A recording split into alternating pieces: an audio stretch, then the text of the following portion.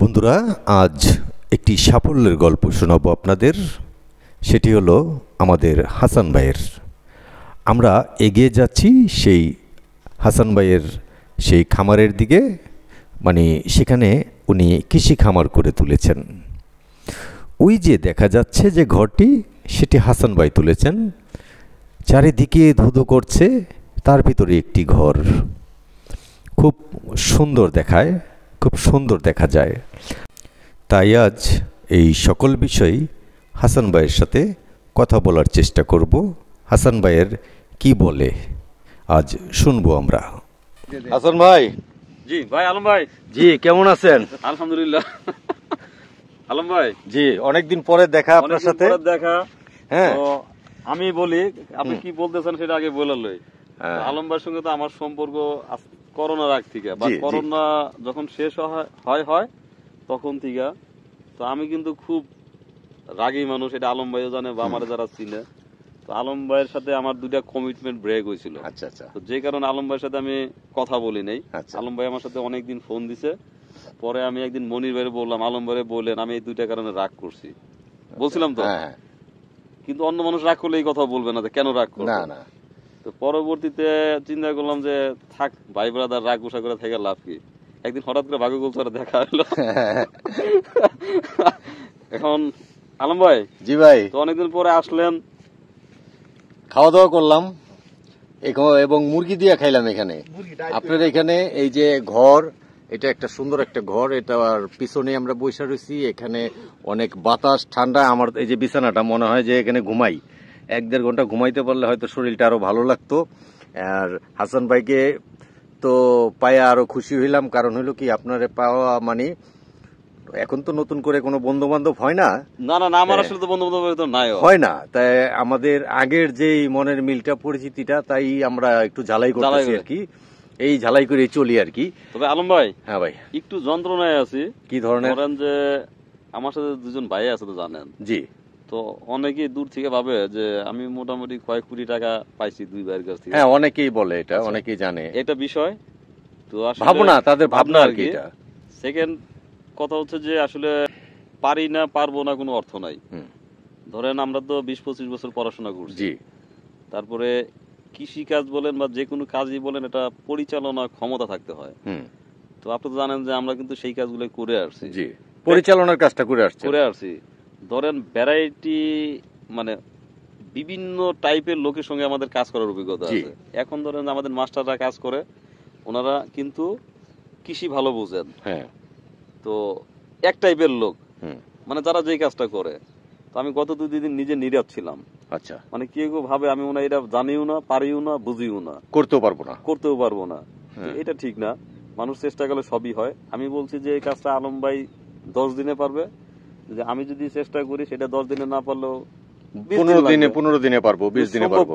হ্যাঁ, সম্ভব। কারণ আল্লাহ তাআলা আমার হাত পা দিয়েছে, জ্ঞান বুদ্ধি দিয়েছে, যতটুকু আছে সম্ভব। তো সম্ভব। তো যতটুকু আমরা করছি। আর নতুন একটা জায়গা তো আমাদের সীমানা নিয়ে একটু প্রবলেম ছিল। আচ্ছা। তারপরে ধরেন যে আমরা কি রোপণ করব, গাড়ির ব্যবস্থা, মানে আমাদের ট্রাক্টরটা আনতে একটু সময় লাগছে। তাহলে আমরা আরো আগে করতে পারতাম। তো আসলে প্রথম স্টার্ট করতে গেলে অনেক ঝাই ঝামেলা থাকে। ঘর উঠেতে গিয়া যে সময় লাগে, তার চেয়ে বেশি সময় লাগছে। তারপরে ধরেন লোকজন চরে আসতে চায় না, কাজ করতে চায় না। এখানে লোকজন আছে। তো আমি আইডেন্টিফাই করলাম যে কি কি করলে চরের লোকজন কাজ করবে। তো আই হোপ এই যে এখন আমরা যে ব্যবস্থা নিয়েছি, আপনি দেখলেন আসার পরে সুন্দর একটা চা দিতে পারছি আপনাকে। জি, অবশ্যই চা খেলাম, বিস্কুটের অফার দিছিলাম, বিস্কুট খাইছি, অলরেডি বিস্কুট খাইলাম। তারপরে আমি বলছি যে আমার ভাই ব্রাদার আসলে আমার কাছে যে ধূমপানের যে সামগ্রী আছে সেটাও সেই পর্বটা হলো। তারপরে ডাইল ভাত যা ছিল আমরা একসাথে খাইলাম, সেই পর্বটা হইলো। তো যখন একটা মানুষকে আমি আপন ভাববো, নিজে যা খাই সেটা খাওয়াইতে পারবো, যখন তাদেরকে আনন্দ বিনোদনের মধ্যে রাখতে পারবো, কাজটা নিজের মনে করে করবে। আর একটা বিষয় হচ্ছে যে তখন এই মানুষগুলা আমাকে নিয়ে প্রশ্ন করবে না, সে কিন্তু আসবে। তো যারা এখানে আসবে, আমার মনে হয় যে ওই লোকগুলো আবার ফিরে আসবে। আর এখানে কি কি চাষাবাদ করছি আপনি একটু মাস্টারের সঙ্গে কথা বলে ঘুরে ঘুরে দেখবেন। সেকেন্ড হচ্ছে যে আমরা হয়তো পৃথিবী তো থেমে যাবে একদিন, আমরাও হয়তো থেমে যাব। কিন্তু যেটা শুরু করছি, যদি এলাকার লোকজন ভালো সহযোগিতা করে, আন্তরিক ভাবে আমাদেরকে দেখে, তাহলে ইনশাল্লাহ আমরা মনে হয় যে যাত্রা শুরু করছি, এই যাত্রা শেষ করতে পারবো এবং এগিয়ে যেতে পারবো আর কি। আচ্ছা আচ্ছা। আসলে এলাকার লোকজনের সহযোগিতা না থাকলে কষ্ট বিষয়টা। আর জায়গা জমি অনেকেই নেয়। তো আপনিও জানেন যে আমি ভিডিও করার পরে আপনি যখন শুরু করলেন, আপনি আসলেন যখন, অনেকে ফোন দেয়, ভাই পানি উঠে না কেন? আমি বললাম যে বর্ষাকালে কেন পানি উঠবে না? আমি তো একটু তেরা টাইপের লোক, জানি পানি বেশি কেন, হ্যাঁ পানি বেশি কেন, পানি কম কেন। তো আসলে আপনারা যেগুলো বলেন, এগুলা যারা বলেন তারা হচ্ছে কি অনেক কাজকে তারা অন্তরায় মনে করে। তো বিষয়টা অন্তরায় না, আপনি যখন এটাকে ওভারকাম করতে পারবেন তখন আপনি সাকসেস হবেন। আমি তো কোনোদিন ভাবিই না যে এখানে আজ দেখেন আজকে এখানে এসে শুয়েছেন, আপনি শুয়ে বলতেছেন বালির সারে, বলতেছেন মনে হয় ঘুমায় যায়। তো এটা কি একদিন দুই দিনে হয় নাই, কোনোদিন আগে তো এটা সম্ভব ছিল না, এটা একদিন দুই দিনেও হয় নাই। পরিকল্পনা করে করতে হয়েছে, আমাদেরকে তৈরি করে নিতে হবে। জি। এবার আমি একটা আপনার ভিডিওতে একটা কথা বলি, সেটা হচ্ছে যে অনেকেই মনে করে যে বর্ষাকালে পানি, আমি বলছি যে পানি দরকার বেশি এখন। কেন? আপনি দেখবেন নরসিংদী এবং বরিশালে দেখবেন ভাসমান সবজি করে কিনা পানি দিয়ে, হ্যাঁ পানির উপরে। তাহলে আমার এখানে পানি দিতে থাকে, আপনার আগাছা পরিষ্কার করতে হবে না, শুধু শ্রমিক কাজ করবে। আপনি এই 36 বিঘা জমি যে আমরা নিছি, এটা কিন্তু আপনি প্রপার ইউটিলাইজ করতে পারেন। আমি আপনাকে চ্যালেঞ্জ করে বলতে পারি, এই মৌসুমে যে টাকা ইনকাম করা সম্ভব তার চেয়ে বেশি ইনকাম করা সম্ভব বর্ষাকালে। আমি আল্লাহ যদি বাঁচায় রাখেন, যদি সামর্থ্য কুলায়, প্রথমে একটা কথা বলছে, অনেকে মনে করে আমি মনে হয় কোটি কোটি টাকা ভাই ব্রাদারের কাছে নিচ্ছি বা ওনারা দিচ্ছে, এটা ভাবে অনেকে। আপনি বলি লাস্টে যেটা হয়েছে যে ডিপ কিনতে যাবো কালকে, আমি একজন একটা মেসেজ পাঠাইছিলাম। আচ্ছা আচ্ছা। তো আমি তো অনেক মানুষের সাথে পরিচয় আছে, কিন্তু আমার খুব লজ্জা লাগে কারো কাছে টাকা চাইতে। তো উনাকে আমি মাত্র হিন্টসটা দিতে নিয়েছিলাম, তখন সে বলল কি যে আমি দিচ্ছি, নাম বলতে না করছে। আচ্ছা ঠিক আছে। উনি কিন্তু হেল্পটা আমার উইলিংলি করতেছেন, কিন্তু সেই বলেন আমার সাথে যে দুইটা ভাই আছে ওনা তো দিচ্ছেই, আবার কিন্তু আমি চাইলে আরো কারো কাছে হেল্পটা নিতে পারি, কিন্তু এটা কিন্তু তৈরি করে ঘুরে তোলার দায়িত্বটা কিন্তু আমার। অবশ্যই এই দায়িত্ব পালন করতে গিয়ে কি হয়েছে দেখেন, আমি কিন্তু মানে আপনি বিশ্বাস করবেন কিনা জানি না, আমি কিন্তু এখন সকালে ঘুম থেকে উঠি 3:30 4টায়। এটা উঠতেন না আগে কখনো? না, আগে কখনোই উঠতাম না, আমার খারাপও লাগে না। তো 3:30 4টায় ঘুম থেকে উঠি, আমার ভিডিওর কাজ করি, রাত্রে একটু করি, তারপরে সকাল হলে আমি নিয়ে আসি। আমি দেখবেন আমি নিরাইছি, আজকে আমি ফুটেজটা একটু দেখাবেন, আমি 2 দিন একটু নিরাইছি যে কেন পারবো না, অল্প পারবো, সবাই পারে, আমি কি লিখে পারবো না কেন। তো এই যে কৃষিবিদ নিয়ে যে কথা বললাম, আসলে আমি আবার বলি আপনার ভিডিওর মধ্যে দিয়ে, মাঠে যে শ্রমিক কাজ করেন সেই আমার কাছে আইডল, আমি তার কাছ থেকে শিখতে চাই। এটা হলো অরিজিনাল কৃষিবিদ। আমি কৃষি শিক্ষা কি আমি পড়ি নাই, এই মাছ চাষ হাঁস চাষ এগুলোকে আমরা ছোট সময় পড়ি নাই, কিন্তু সেই পড়াটা তো আমি প্র্যাকটিক্যালি জানি না, কিন্তু ওনারা তো প্র্যাকটিক্যালি জানে, আমি ওনাদের কাছ থেকে শিখছি। অবশ্যই। এবং যে সব চ্যালেঞ্জ এখন আসতেছে, আস্তে আস্তে এই চ্যালেঞ্জ গুলো দূর করে আমরা সামনে যেতে হবে। যে ভুলগুলো এবার হয়েছে, সামনের বছর আমরা ওই ভুলগুলো করতে যত কমায় করব তত বেশি আমরা আগায় যেতে পারবো। তো আলম ভাই আসছেন, অনেক ভালো লাগলো, ধন্যবাদ, ভালো থাকেন। আর বাকি যদি কোনো কিছু দেখতে হয় আপনি মাস্টারের নিয়ে দেখেন। জি, আপনি যে এবার কি কি চাষ করছেন? মাস্টারের সঙ্গে কথা বলি, ঠিক আছে? অনেক মানুষ চিনে, আমরা মাস্টার আবার এটার জন্য আবার মাস্টার আবার একসময় মনে করতে পারে যে আমার তো অনেক লোক চিনে। বুঝছেন বিষয়টা? হ্যাঁ বুঝছি, হ্যাঁ বুঝছি, আর দর্শকও বুঝে নিবে। হ্যাঁ বুঝে নিবে। আচ্ছা ঠিক আছে, অনেক ধন্যবাদ আপনার এখানে আইসা। আমি আজকে বিস্কুট খাইলাম, চা খাইলাম এবং একটু বিশ্রাম নিলাম এবং ভাত খাইলাম মুরগির মাংস দিয়ে। এটা আমি কখনো ভাবি নাই যে এই যে দেখেন, এই যে চারিদিকে কোথাও বাড়িঘর দেখা যায় না, শুধু ফসল আর ফসল। আমাদের হাসান ভাইও এখানে ফসল করছেন, কিন্তু এই জায়গাটার ভিতরে আমি এসে যে আজকে ভাত খাবো, এটা কল্পনার বাইরে। চা খাবো, ভাত খাবো, বিস্কিট খাবো, এটা ভাবতে পারি নাই কখনো। কারণ হইলো কি, এই সৃষ্টি করছেন আপনি এখানে, সবকিছু গইরা তুলছেন, একটা ঘর তুলছেন, এই জমিন চাষ করছেন, জমিন পরিষ্কার করছেন, 2 জন মানুষ নিছেন, তারা আপনার হেল্প করে, আপনি তাদের হেল্প করেন, হয়তো তারা কাজ দিয়ে হেল্প করে, আপনি টাকা দিয়ে হেল্প করেন, উভয় পক্ষেরই হেল্প, সহযোগিতা। হ্যাঁ সহযোগিতা হয়। এই চেন সিস্টেম এইভাবেই পৃথিবী চলে। কিন্তু তার মধ্যে যে আপনি এই বিলের মধ্যে, এই চরের মধ্যে যে আপনি পইরা রয়েছেন, এটা কিন্তু অনেকেই ভাবে অনেক কিছু। কারণ অনেকে ভাবে অনেক কিছু যে আপনি একা কিভাবে এখানে থাকেন। আপনি মনে হয় সম্ভবত চাকরি করেন নাই কখনো? না, আমি কখনো চাকরি করি নাই। আমি যেহেতু কর্পোরেট লেভেলে ছিলাম, জি, তো যারা কর্পোরেট কর্পোরেট লেভেলে যারা জব করেন, জি, এটা তাদেরকে জিজ্ঞেস করবেন কি একটা কষ্টের জীবন। আচ্ছা আচ্ছা, মানে 10টা বাজে অফিসে যাবে, কখন আসবে কেউ জানে না। জি, তো এখন আমার কাছে মনে হয় আমি মুক্ত পাখির মতো। আচ্ছা আচ্ছা, কেন?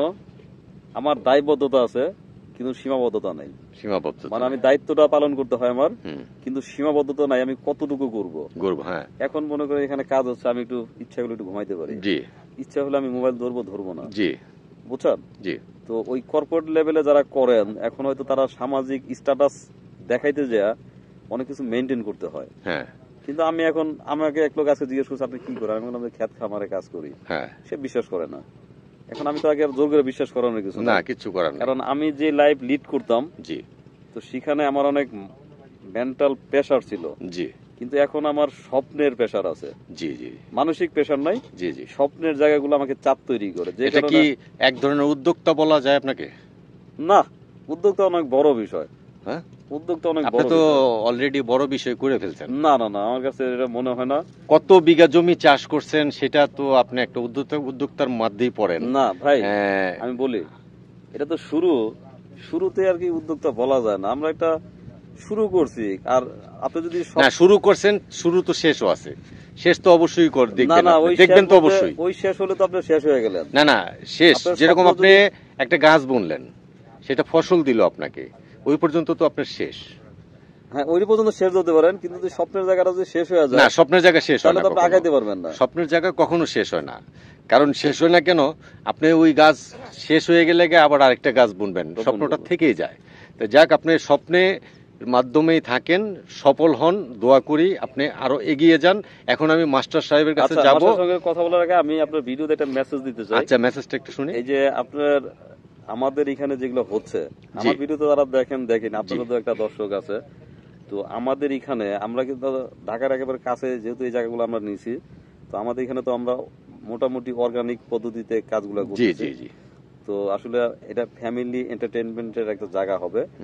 তো আশা করি যে আপনার ভিডিও যারা দেখেন তারা চলে আসবেন এখান থেকে। আমাদের যা কিছু আছে, যেমন এখন লাল শাক আর মূলা শাক আছে, আপনার এতটুকু নিশ্চিত যে আপনাকে বিষ দিচ্ছি না। আচ্ছা, বিষমুক্ত অর্গানিক, যেটা কষ্ট হলেও যদি একদিন আপনার ফ্যামিলি নিয়ে আসেন, এই বাচ্চারা এই খালি জায়গায় ঘুরবে, ওরা গাছের সঙ্গে কথা বলবে, একটু খেলাধুলা করবে, তো ওরা একটা সুন্দর ভবিষ্যৎ হবে, একটা ভালো নিঃশ্বাস নিতে পারবে। আমাদের বাচ্চারা এখন শুধু মোবাইলে এডিক্টেড, তো সেখান থেকে বের করে একটা বড় পৃথিবী বা একটা বড় জায়গা আপনি তাদেরকে দেখান। রাইট, এই যে এই পাশে একটু দেখান কত বিস্তীর্ণ সবুজ। হ্যাঁ, এই যে সবুজ আর সবুজ, শুধু সবুজই দেখা যাচ্ছে।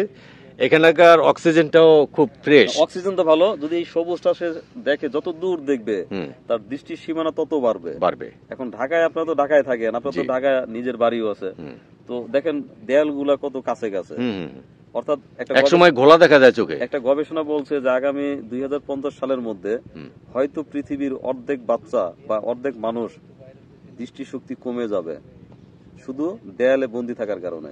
আচ্ছা আচ্ছা, আপনাদের বাচ্চাদেরকে আপনারা একটা বড় পৃথিবী দেখান, একটা বিস্তীর্ণ জায়গা দেখান, এটা আপনার মেসেজ। সেই জায়গা দেখতে হলে শুধু এখানে আসতে হবে এরকম না। মানে আমি চাচ্ছি যে বাচ্চাদেরকে শহর থেকে শুক্র শনিবার 2 দিন তো বন্ধ থাকে, অফিস বন্ধ থাকে, বাইরে নিয়ে যান। আপনারা অযথা এই যমুনা ফিউচার পার্কে, বসুন্ধরা সিটি, ওটাকে দেওয়ালের মধ্যে, ওখানে সেই দেয়ালের মধ্যে না নিয়ে একটা মুক্ত পরিবেশে ছেড়ে দেন। যে এখানে দৌড়াদৌড়ি করুক, একটু খেলুক, পায়ে কাদা ভরুক, ময়লা ভরুক, কাদা ভরবে। তো সেই জায়গাগুলো আমার মনে হয় যে দর্শককে বা যারা গার্ডিয়ান আছে তাদেরকে আরো সচেতন হয়ে বাচ্চাদেরকে এই সব খালি জায়গায় নিয়ে যাওয়া উচিত। ভালো কথা বলছেন। ধরেন বাস্তব জীবনের অভিজ্ঞতা তাদের নাই, না, তাদেরকে কি করতে হবে যে তোমরা তো পড়াশোনা করো, শহরে থাকো, ওদেরকে নিয়ে আসেন। আমাকে মিরপুর থেকে এক ভাই ফোন দিছেন, সে ভাই বলছে যে আমি ছোট সময় কৃষি কাজ করতাম গ্রামে থাকতে, আমার খুব ইচ্ছা আপনাদের ওখানে যে একদিন সারাদিন এই কাজের লোকদের সঙ্গে কাজ করব। তো আমার শুনে খুব ভালো লাগছে, উনি হয়তো আসবে খুব শীঘ্রই, আসলে তো ভিডিও ছাড়বো। তো আপনাদের বাচ্চাদেরকে নিয়ে আসেন, এই যে একটা মরিচ কিভাবে উৎপাদন হচ্ছে, ওরা মাটির সাথে মিশে যাক, ওরা প্রকৃতির সাথে মিশে যাক। মানে আমি ওই মেসেজটা দিতে চাচ্ছি যে বাচ্চাদেরকে বই খাতা তো আছেই, মোবাইল কম্পিউটার আছে, পাশাপাশি আপনারা যদি এরকম প্রাকৃতিক পরিবেশে নিয়ে আসেন, তাহলে দেখবেন একটা ওয়ান্ডারফুল ব্যাপার ঘটবে। কারণ সপ্তাহে একটা দিনও যদি সে একটা বিস্তীর্ণ সবুজ দেখতে পারে, তার মনের পৃথিবীটা অনেক সুন্দর হয়ে যাবে। আচ্ছা, আলম ভাই ভালো থাকেন, ইনশাল্লাহ শুভকামনা। আর সবকিছু রোপণ করে আপনি তো এমনি সফল না, কি সফল বলেন না, সফল বলবো না, এটা শুরুতেই সফল হওয়ার কিছু নাই। তবে আমরা যা কিছু রোপণ করছি আলহামদুলিল্লাহ 98% আমরা সফলতার দিকে। না, গাছগুলা আল্লাহ তাআলার রহমতে বের হয়েছে। শুধু যে আপনার পিছনের জমিটা, এই জমিটা আমরা ধনিয়া বুনতে গিয়ে 2 বার বিভিন্ন কারণে এটা ভালো করতে পারি নাই। আচ্ছা আচ্ছা, তো পরবর্তীতে হয়তো আমরা এটা করব আবার। আচ্ছা, কি করা যায়, অনেক কথা হলো। এখন বলতে পারেন যে আমাদের গাছগুলো আল্লাহর রহমতে বের হয়ে গেছে, বাকিটা পরিচর্যার বিষয়। হ্যাঁ, তো হাসান ভাই অনেক কথা হলো, অনেক দূর থেকে এসে আপনার দেখা পেলাম, দেখা পেয়ে ভালো লাগলো মনটা। অনেক অনেক ধন্যবাদ আপনাকে। আপনি এগিয়ে যান, দোয়া করি, আর ভবিষ্যতে যেন আবার আসতে পারি আপনার এখানে। আপনি তো আমার ফ্যামিলি মেম্বার, এখন মানব ইমাম যাই করে দিন শেষে ভাই। আচ্ছা ঠিক আছে, এখন আমি একটু এই মাস্টার সাহেবের সাথে কথা বলি।